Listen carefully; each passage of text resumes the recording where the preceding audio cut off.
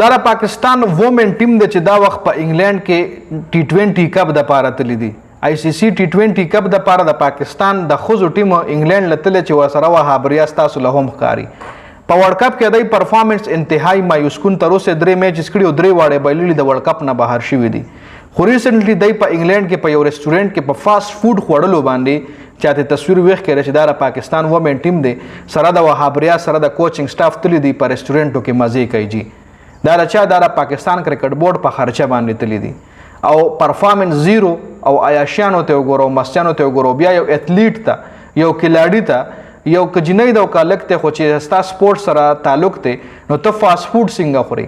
ما خپل یو ځل د ویرات کوهلی انټرویو کته نو پای کې ویرات کوهلی وی چې ما یو ځل بریاني خوړلې و او د هغه بریاني خوړلو په وجه باندې ما جیم کې 3 که 4 غنټې یاد کې چې ما 3 4 غنټې زیات ایکسرسایز کړو د یو پلیټ بریاني په وجه باندې او دلته زموږ د پاکستان کده سړو ټیم دی کده خوځو ټیم دی نو چرته برګر خوړلې چرته شورما خوړلې چرته بریاني خوړلې چرته پلاو خوړلې چرته نری غوښه کړای چرته د غټه غوښه کړای دا د خوراکونه دي او بیا چې کله فټنس لشي نو بیا فټنس کې نه پموټو کې زور وي چې چکو وخی او نه لانګ ټایم گیم کول شي ویرات کوهلی تاسو ګورئ اوس هم داسې گیم کوي داسې کنه او دغه فټنس اوس هم داسې دی چې د پاکستان ټیم کې ټول نه فټیسټ کې لړی روچت کا په فټنس کې دا ویرات کوهلی مقابله نشي کولای ایون فخر زمان دا وخت مالا د پاکستان کرکټ ټیم کې یو فټ کې لاړی ښکاری فخر زمان خو خیر سینیئر کې لاړی د کچره په جونیئر کې مون خبرو کو نو جونیئر کې هم څه کې لاړیان شته لکه چې خفټ کې لاړیان دي خو هغه دا اولډ ویرات کوهلی مقابله په فټنس کې نشي کولای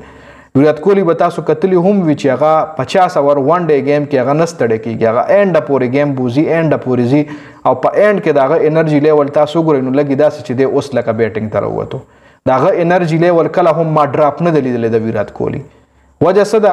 چې یو اثلیټ چې کوم وي یو کلاډي چې کوم وي هغه فاست فود نه بیخي هغه نفرت وي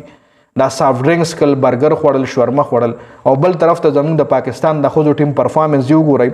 په ورلد کپ کې T20 ورلد کپ کې تر اوسه پورې 3 میچز کړي یو انډیا سره یو ساوث افریقا سره یو بنگلاديش سره استرالیا سره لا کړم نه دي د استرالیا جنکای خو بدای لوړې تیری کی او نیدرلند سره هم نه کړه کې د نیدرلند نو غټي خو استرالیا نه خو نشي ګټلې انډیا سره چې کوم میچ نو انډیا ولا 64 رنزونو باندې شکست ور کړو 64 رنزونو باندې شکست په T20 کې یو غټ شکست دی 64 رنزونو باندې دا شکست ورکړو چې د انډیا د خوځو ټیم 170 کړو د یې په 106 رنزونو باندې ټوټل ټیم آوټ کړی دی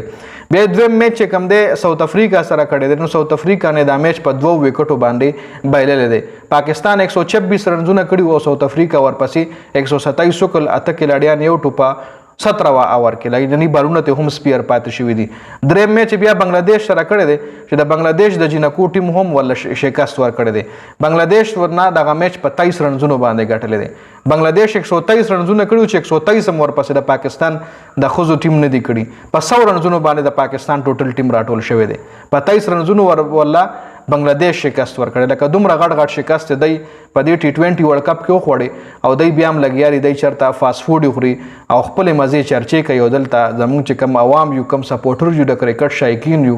نه غي مایوسه کوي نو دې حواله سره استاد سره لري کمنټ لازمي